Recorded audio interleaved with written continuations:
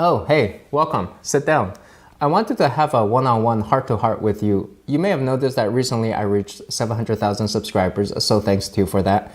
And at this point, I feel like I can tell you the truth. You see, this whole time I feel like everybody, you've been following me and you expected me to perhaps lead you to some promised land, as if I knew something that you didn't. People seem to think I know the way, some shortcut to the land of riches, lead coding skills, or at the very least, some entertainment. Well, unfortunately, it's none of these. Rather, I actually have no idea what I'm doing or where I'm going. And it's quite surprising to me that there's still so many people here. It's like, imagine going around, living your life, doing your own thing, and then one day turning around to see there are 700,000 people just following you, looking for you to say something that might be insightful or life-changing to them. Quick pause. This video is sponsored by Brilliant. Set a goal to improve yourself and then work on that goal a little bit every day. Brilliant makes that easy with interactive explorations and a fun mobile app that you can use on the go. Check them out at brilliant.org/techlead and get 20% off for the first 200 people. Well, what are you looking at me for? And the fact is, I ran out of content about a year ago, and I'm actually one of the better ones because if you take a look at all these other people I'm surrounded by on YouTube, most of these are either models, photographers, or hustlers. And most of these people have never held a real job in their lives. So let me get to the point. And this is a question that I've been boggled by all of your actions. And you can chime in on your answer in the comments below, but here's a question. Why are you taking life advice from photographers? Is it because their imagery is so beautiful that it's inspired you to think that they have something deep inside their soul that they can speak to you about? I mean, that's kind of like saying that a model might have something to talk to you about and then taking life advice from them, which is pretty much what's happening right now on Instagram and YouTube already. You do realize that. And I hope we also realize that if YouTube didn't exist, then all of these influencers who we are taking life advice from, productivity tips and tricks from, they would probably be out of work. They'd be serving tables at your local restaurant, which would probably be out of business right about now. Now, as for me, my situation would be a little bit different because I would still at least be an ex-Googler, which sounds a little bit better than, say, ex-Burger King. So why has it come to this? Well, it's actually because of a glitch. It just happens to turn out that the YouTube algorithm, which was not really properly adjusted and they're still working on it, at this current point in time, it's promoting these 20-something kids who really have no life experiences and are barely worth listening to. And even if you take a look at myself, most people actually subscribe to me only to read the comments. If you're actually watching this right now, you're probably the only person in the world. So you might want to ask yourself, what's your goal in consuming all of this content? What was the initial motivation that brought you here? And have you perhaps lost track of that? See, something's been bothering me personally, and I don't know about you, but I've noticed that about 80 to 90% of the content that I consume online tends to be trash. The clickbait headlines and juicy thumbnails, they're always so alluring, they seem to promise so much. 10 ways to be more productive, or 5 tips to make passive income, 7 tips to boost your happiness. But after clicking video after video, you just feel like your questions weren't really answered except through some shallow advice like meditation, sleep better, or smash that like button. Speaking of which, remember to smash that like button. And as a matter of fact, I've done all of you a big favor, and it is that I have just consumed all of the content on YouTube. See, unlike you, I don't actually have a job, or maybe that is like you now, but I have just sat through and watched everything, all of the videos, in the high hopes that there may be some valuable piece of information here that would be life-changing for me, but all I saw was emptiness. I mean, there were a few valuable nuggets of information, especially on my channel, but most of it was just empty promises. It's like the feeling you get when you're expecting to eat a delicious strawberry ice cream, but then you're met with artificial flavoring. So then you eat another one, and none of it is really satisfying, and you just keep eating.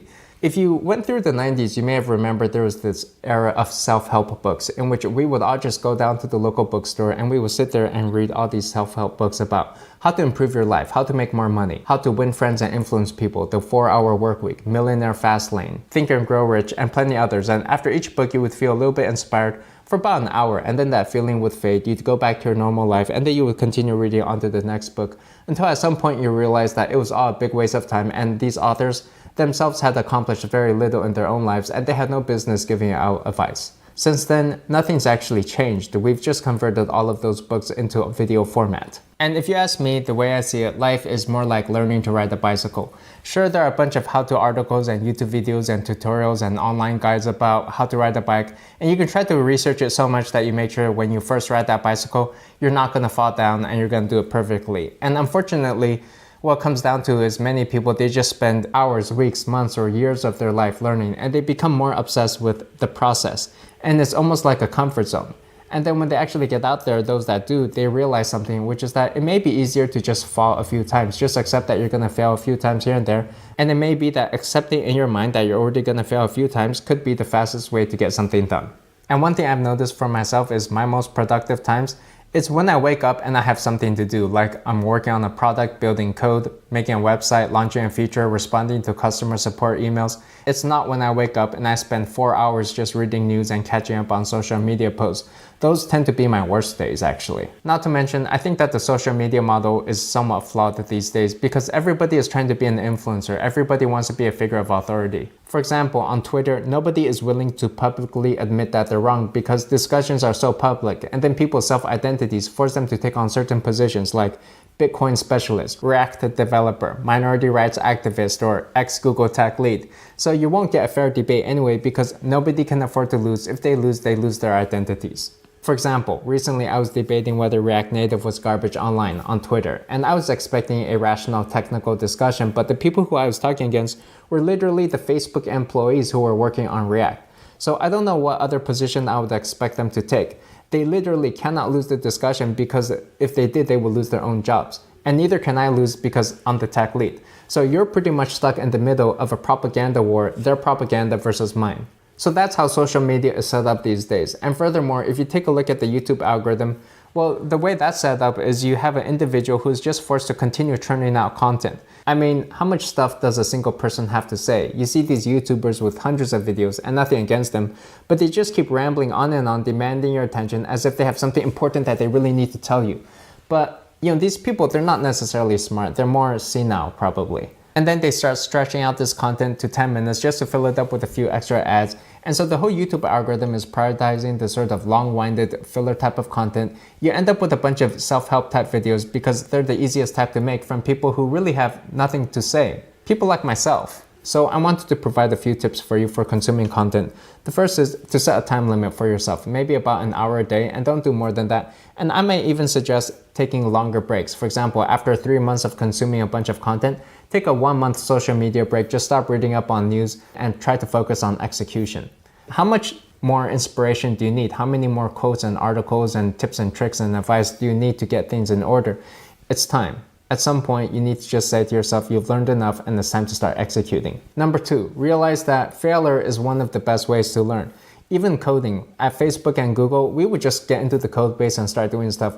Many times engineers, they wouldn't understand the code base very well. There'd be a bunch of different random languages, frameworks, proprietary technologies, and you just didn't really know what was going on, but you would just get in there and start coding and see what you could do with it. They have no tutorials there. The documentation is sorely out of date. And sure, you may cause a mistake that costs millions of dollars worth of damages, but hey, it's not your money. Tip number 3 is to treat all of this social media more like entertainment. Don't lure yourself into a false sense of productivity, consuming all this content thinking that you're getting work done or you're becoming more productive by doing it. These days, when I go on a jog, sometimes I just put on some music and I won't bother with listening to all of these podcasts trying to give me some life advice because very rarely do I actually gain much from it. Ask yourself this, how many times have you actually come away from a YouTube video thinking that you've actually gained something valuable from it? Aside from my videos, of course.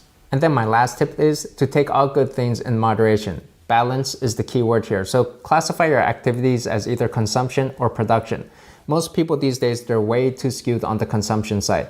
When will you be ready? There's an infinite amount of tips out there. Sure, I can give you another video on 3 tips how to handle an emotional breakdown.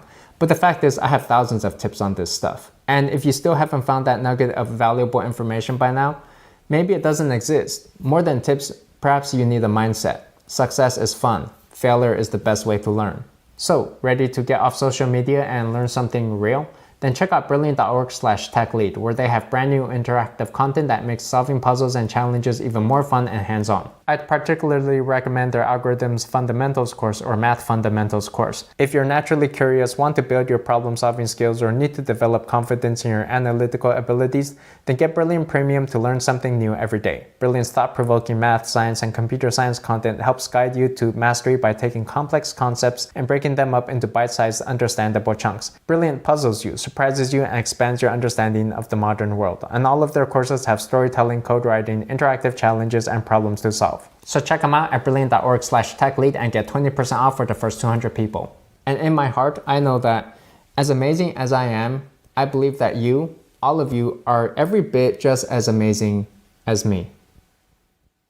Well, come on. Not really. Who are we kidding here? Because if you really want to be like me, then give the video a like and subscribe so you continue receiving my content. And then remember to chime in the comments below because I still want to know the answer to that question I asked earlier.